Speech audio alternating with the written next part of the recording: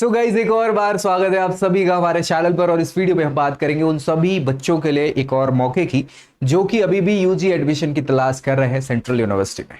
पीछे देख पा रहे होंगे आप, ये जो वेबसाइट ओपन है वो है सेंट्रल यूनिवर्सिटी ऑफ कर्नाटका की, सीयूके के नाम से इसको जाना जाता है। और इन्होंने अपने एक बार और एडमिशन के लिए ओपन ऑफलाइन काउंसलिंग की नोटिस जो है वो जारी कर दिए। क्या है पूरे इंस्ट्रक्शंस, कैसे जा सकते हैं, क्या करना होगा, रजिस्ट्रेशन कैसे करें, कौन कर सकता है कौन नहीं कर सकता है, सारे सवालों के जवाब इसी वीडियो में डिस्कस करेंगे। आखिर तक देखना है और शेयर कर देना है दोस्तों में, ताकि उनको भी ये जानकारी मिल जाए। बाकी चैनल तो सब्सक्राइब कर ही लेना है ऐसी जानकारी के लिए।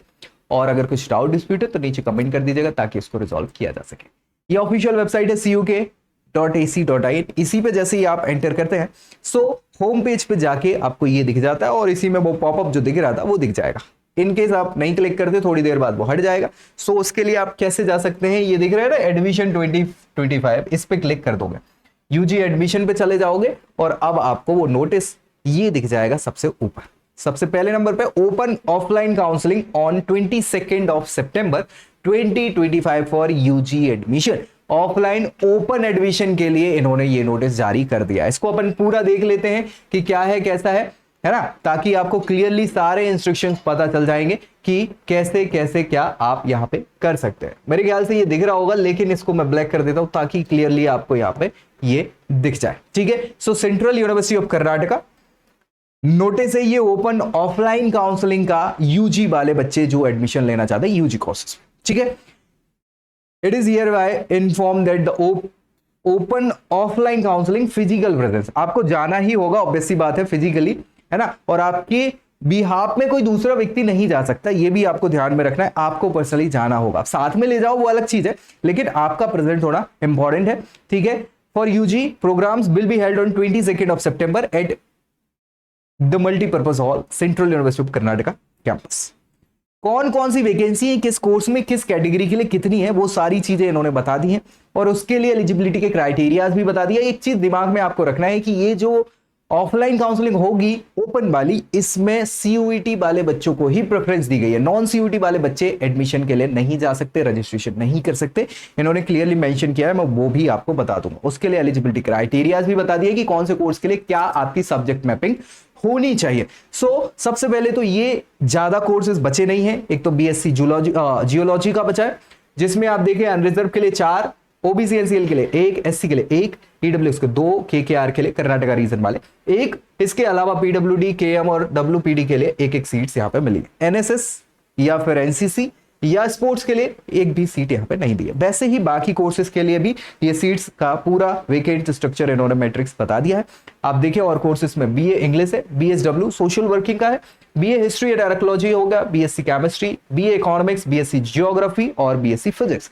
यही कोर्सेज में सीट्स बची और इन्हीं के लिए ये काउंसलिंग होने वाली। इसके अलावा और कोई आपको कोर्स में एडमिशन नहीं मिलेगा, ये चीज भी याद रखना है। ठीक है, इन कोर्सेज की वैकेंसी आपकी कैटेगरी वाइज आप चेक कर लीजिएगा। Candidate who have already registered, जो पुराने बच्चे हैं जिनको अभी तक कोई सीट नहीं मिली है, as well as those who have not registered, जो पुराने बच्चे हैं और जो नए बच्चे जिन्होंने रजिस्ट्रेशन नहीं किया है, आर एलिजिबल टू पार्टिसिपेट। ठीक है, वो सभी के सभी पार्टिसिपेट करने के लिए एलिजिबल है ऑफलाइन काउंसलिंग के लिए। However it is mandatory for all student to have appeared in CUET examination. साफ लिखा है भैया कि उनको सीयूईटी का एग्जाम देना इंपॉर्टेंट है, मतलब मैंडेटरी है, वही बच्चे बस यहां पर रजिस्ट्रेशन कर सकते हैं या पार्टिसिपेट कर सकते हैं।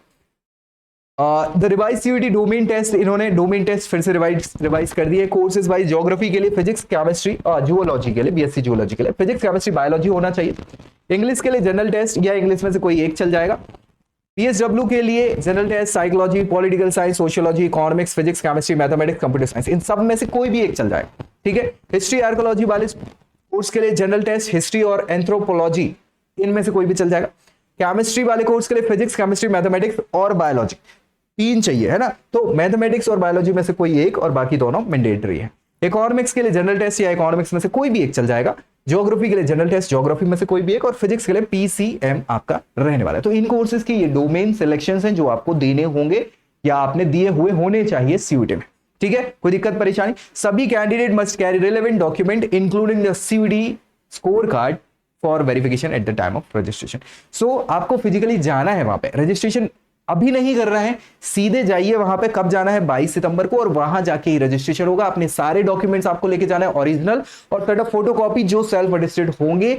जो इंपॉर्टेंट है वो है कास्ट सर्टिफिकेट। अगर आप किसी कास्ट से बिलोंग करते हैं तो वो जरूर वहां पे चेक किया जाएगा और अपडेटेड होना चाहिए। साथ ही साथ टीसी हो गया, माइग्रेशन हो गया, करेक्टेड सर्टिफिकेट होगा, ये ओरिजिनल जमा होंगे वहां पे। गैप है तो गैप सर्टिफिकेट भी बनवा लेना, और इसके बाद आप जाओगे ना तो दिक्कत नहीं होगी।